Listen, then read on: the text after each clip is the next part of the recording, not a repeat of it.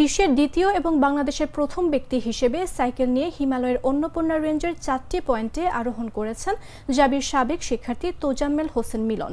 শনিবার জাহাঙ্গীরনগর বিশ্ববিদ্যালয়ের টিএসসির কনফারেন্স কক্ষে সংবাদ সম্মেলনে এই রেকর্ডের দাবি করেন তিনি।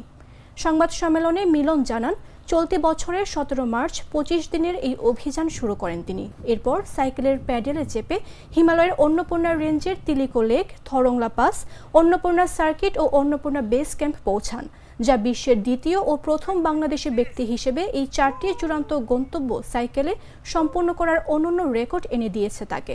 মিলন বলেন, এই অভিযানের প্রতিটি মুহূর্ত ছিল চ্যালেঞ্জিং।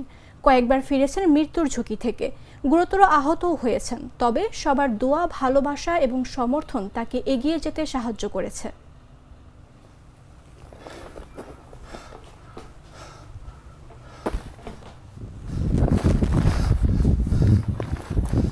আমি আসলে অফিসিয়ালি ওইভাবে যাইনি, সম্পূর্ণ ব্যক্তিগত উদ্যোগে আসলে এই এক্সপেডিশনটা ছিল।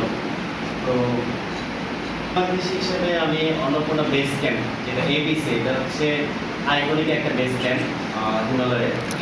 সেটা আমি শেষ করলাম প্রথম বাংলাদেশি হিসেবে এবং ওয়ার্ল্ডের দ্বিতীয় ব্যক্তি হিসেবে, মানে ওয়ার্ল্ডে আমি second.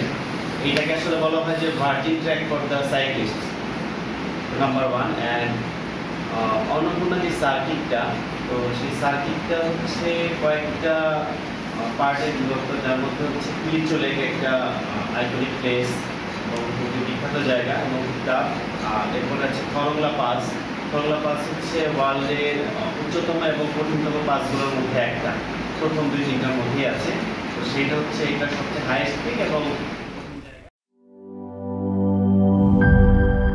একনল hand wash 100% paraben free, তাই নিরাপদ হাতের জন্য আস্থা রাখুন একনলে।